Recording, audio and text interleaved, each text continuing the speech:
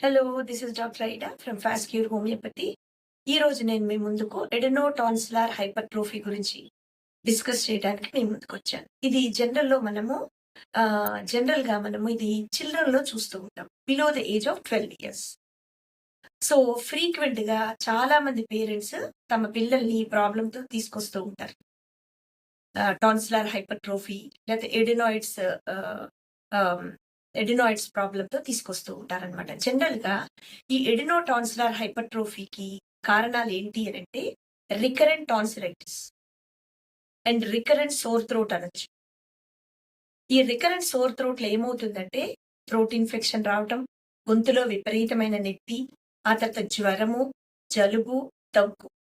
విపరీతంగా దగ్గు ఉంటుంది. సో, ఈ 4 లక్షణాలు గొంతు నొప్పి, జ్వరము అండ్ జలుబు, దగ్గు ఇవి ఫ్రీక్వెంట్‌గా వీళ్ళకి వస్తూ ఉంటాయన్నమాట. ఫ్రీక్వెంట్‌గా, రికరెంట్‌గా ఈ థ్రోట్ ఇన్ఫెక్షన్ అనేది వస్తూ ఉంటుంది. అంటే దాదాపు నెలకొకసారో, 2 నెలలకొకసారో వస్తూ ఉంటుంది.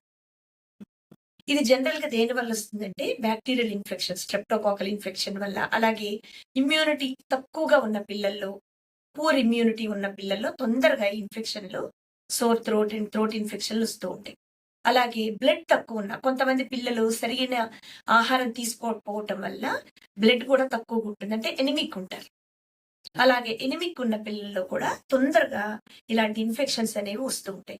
ఇలా రికరెంట్‌గా ఇన్ఫెక్షన్ రావటం వల్ల ఏమవుతుందంటే టాన్సిల్స్ అనేవి ఎన్లార్జ్ అయితాయి. ఎన్లార్జ్ అయిపోయి హార్డ్‌గా అంటే ఇండ్యురేషన్ అంటారు. హార్డ్‌గా అయిపోయి హైపర్‌ట్రోఫీడ్ అయిపోతాయన్నమాట. సో, దీనివల్ల పిల్లలకి ఆహ్, ఆహారం తీసుకోవటానికి చాలా ఇబ్బంది పడతారు. అంతేకాదు ఈ ఎడినాయిడ్స్ కూడా ఏమవుతాయంటే ఇది ముక్కు వెనుక భాగంలో ఉంటాయి.